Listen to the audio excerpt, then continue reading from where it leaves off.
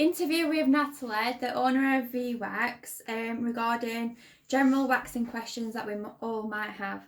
So, why do you think people choose waxing? People choose waxing because they want a longer time without any hair, I guess. So for me, if I was shaving or using the cream that's available, within half an hour as a brunette, the hairs will be coming straight back through, and by the next day it will be itchy and sore and scratchy, and it's just really uncomfortable. As say with waxing, once I have a wax, I have a good 3 weeks without anything. Don't have any itching, scratching. Very rarely I get any like little spots or ingrowing hairs, just because I look after my skin. And that's something that I've always put across to others, that once you start waxing, you get into that routine. So as time goes on, the hairs start reducing by like a good 50% after your third and fourth wax. So like, we do waxing every 4 to 5 weeks, but you will go with no hair for a good 3 weeks, sometimes 4 weeks, and then the hairs grow back all at once you're in that cycle, and you go for your wax, and you start that cycle again. And as well, people think it's painful, but it's not a fraction of what you would anticipate it to be, especially with our wax, and how fast it is, and it's over and done with within seconds, really. What would you say to people that's really conscious of like any smells, discharge, or even on the period? Like, how would you like encourage them to still get a wax and not be embarrassed? So obviously for a woman, it is very natural to have discharge, and obviously our menstrual cycle, we have that every month. Some people that have if they're on contraception, they they might have that ongoing bit of blood throughout the whole cycle. So everyone is different, but it is very normal. Like, our bits are self-cleaning. So if you do inherit any smells down below, it's, how can I say it? It's I want to say this in the right way. If you inherit any smells like down below, it's because you're not washing correctly. So for instance, you should never wash the inside of the vagina or on the inner lips, just because every woman has got a pH balance. So a pH balance regulates whether you're like acidic and alkaline, and if that pH balance is affected, your body is going to secrete bad smells. Say bacterial vaginosis, for instance. If you wash on the inner part with soaps, you put deodorants down there, fragrances or whatnot, you will literally smell like death. That's just how it is. You've affected your pH balance. So I always say to customers, I speak about it publicly, wash the crease of the intimate area, where like your leg is to your labia, your lips. Just because if there's any smells, it's going to be from where you sweat and everything else. The inner part should never smell. It should be very neutral if you're not messing about with it. So if you do have smelly bits, go on a bit of a detox. So eat fruits, vegetables, drink cranberry juice, and completely detox your body with nutrition. Stop washing on the inside. Even just try it for a few days. Don't wash on the inside, just wash on the outside, like the crease of the leg, on the outer labia, and on the inner part, just wash it with water. Remember as well, you are what you eat.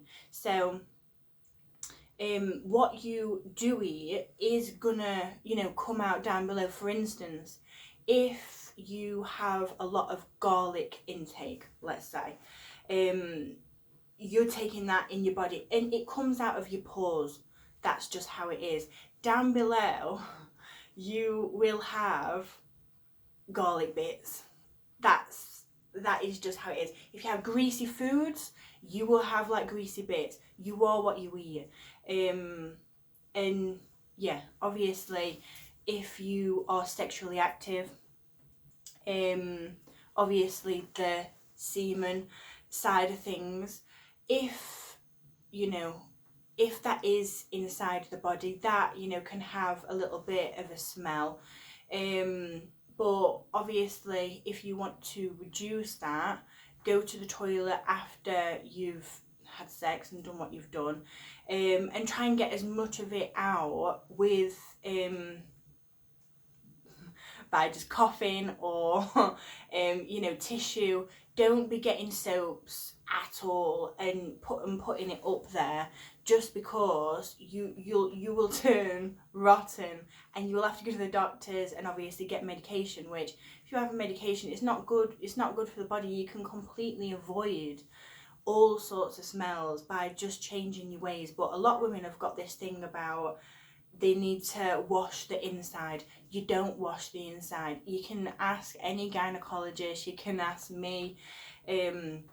You wash the outer, you leave the inner, and just really thoroughly rinse with water. I hope that's okay, and I've said that okay. So everybody is different, so everyone's like a different size and whatnot. What would you do if you have got, say, a larger client, either male or female, and you're struggling to like really get into where you need to wax? Like, what advice would you give a therapist that's trying to wax someone that's larger? So if you do have a larger client, obviously if we're going over the 22 stone kind of client, you have to be aware that your treatment bed only takes generally up to some 22, some 25, depending. Always check with your insurance beforehand. If you are waxing a client that is of that heaviness, it is okay to tell them, I do feel as though you might be a little bit too heavy for the bed, but we can wax you in a different way. So I've previously waxed ladies that are, the 25 stone plus clients, and they generally bring an assistant with them. And that assistant will help me, move skin, and they will just, they'll lean over the bed as opposed to get on the bed. And obviously there would need to be two of you. But generally, if a client is that big, they will generally bring a carer or some sort of assistant with them to help you, get into the nooks and crannies. Obviously, if we're talking about clients that are under that they're okay to like get on the bed, work with the client. So the client is there to get the best service that they can. A lot of therapists do actually turn away customers that are too big or they don't do a very good job. That customer knows that they are bigger. They know that. And it's okay to address that with them in a respectful and polite manner. So I always say, will you help me with stretching the skin? Will you help me with, manoeuvring your leg here? So obviously when we're intimately waxing, we wax with the feet together in almost like a frog position. So it might just be a case of either, rather than having the feet together, either foot has to go either side of the bed, so obviously the legs drop, like at a wider stance. The customer can stretch, you can stretch, you can apply the wax, but ultimately it's always best to get right in than not get in enough. So I'll always be honest, and I'll say, this might feel a little bit intrusive, but if you want the right job, I'm just going to go for it anyway. How do you feel about that? And they're like, yeah, Natalie, go for it. You're the only person that's, generally taken me on, or, you've been real and honest about it. So I think if you're real and honest, and you get your customer to help you, and you work together as a team, because that's what it's about.